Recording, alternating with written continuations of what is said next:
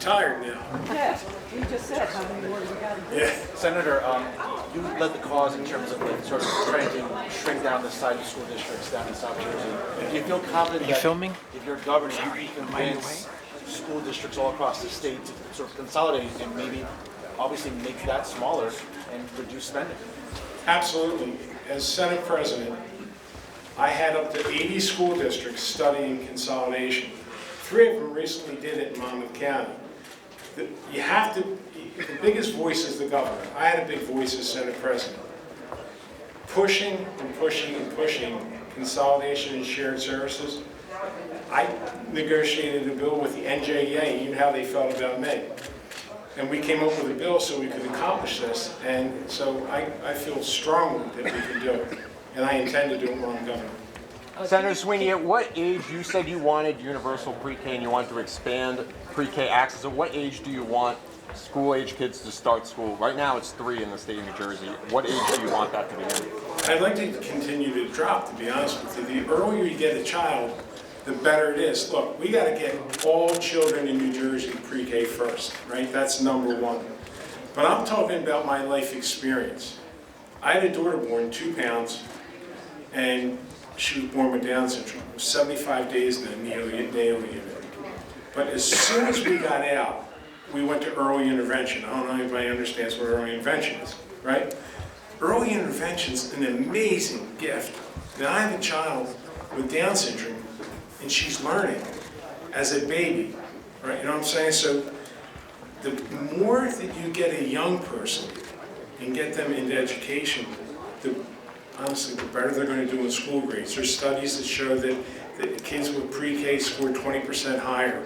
They have less issues with conflicts. They have better understandings. So what I do know is we need to make sure we get children at a younger age to give them the tools to make them better as they grow. Well, what age would that be? Would that be 2, 1, what age? Well, let's get all the 3-year-olds. Then let's work on 2-year-olds. It takes time. What I'm saying is, my process when I was a Senate President, like pensions took 10 years. School funding took 15 years. Things take time. So I would start with ensuring that all 3-year-olds are funded and then go to 2-year-olds. Because if you do it all at one shot, to be perfectly honest with you, I understand the budget process, it'll never happen. Because too often people will tell you it can't happen because you can't do it tomorrow. So I'm a believer in doing it in phases to get to where you need to be. Would you support George Norcross' support in the Democratic primary? And what are your thoughts on the indictment? Listen, George Norcross is going to stand before a judge and a jury, and whatever happens is going to happen.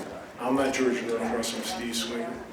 So Steve, on the issue of the Immigrant Trust Directive, you said in the debate that criminals should be sent back or they should be deported. But can that be, and that has been the policy, can that be achieved by, with the current Immigrant Trust Directive in place? Listen, I said I would eliminate it. You know, I said that. Do you see that as an impediment to sending? No, I don't see it as an impediment even a little bit because we're fooling ourselves, Charlie.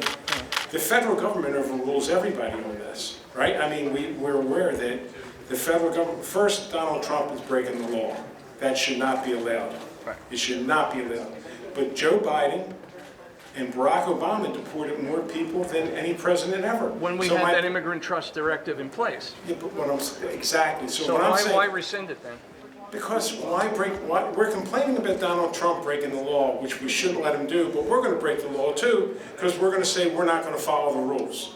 You can't have it both ways. You're either going to follow the laws, and I believe as a nation of laws, you need to follow them. This is not picking on anybody, it's just the way it is. The Immigrant Trust Directive doesn't say to break the law. All it says is that you don't need to assist federal government unless this person, it doesn't break the law. First off, you're fooling people by giving them belief that this is going to protect them, and it will not. Well, how will you protect them? Listen, I said I want to do away with the doctrine.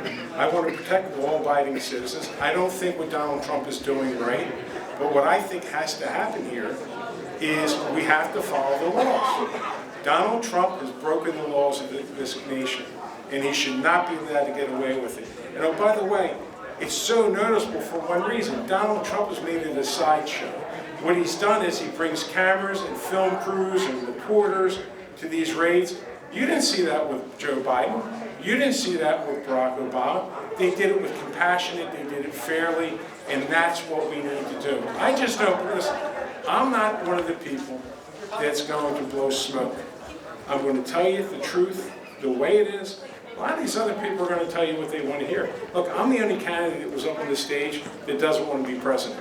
I want to be governor. So marijuana is illegal federally. Marijuana is illegal federally. Do you think New Jersey is out of line with the government there? What issues? No, listen, the federal government, another failure of policy. You know, honestly, it was like, with all due respect, Mikey's saying, I'm going to get more federal money to fix everything. I'm sorry, it's a pipe dream. It's not happening. The federal government doesn't do much of anything. Marijuana was left to the states, right? Many states did marijuana. We took great stakes to try to make it right. And you know something? And it's not perfect. We need to do better with it. Thank you, thank you, thank you. Thank you, guys. Thank you. Thanks.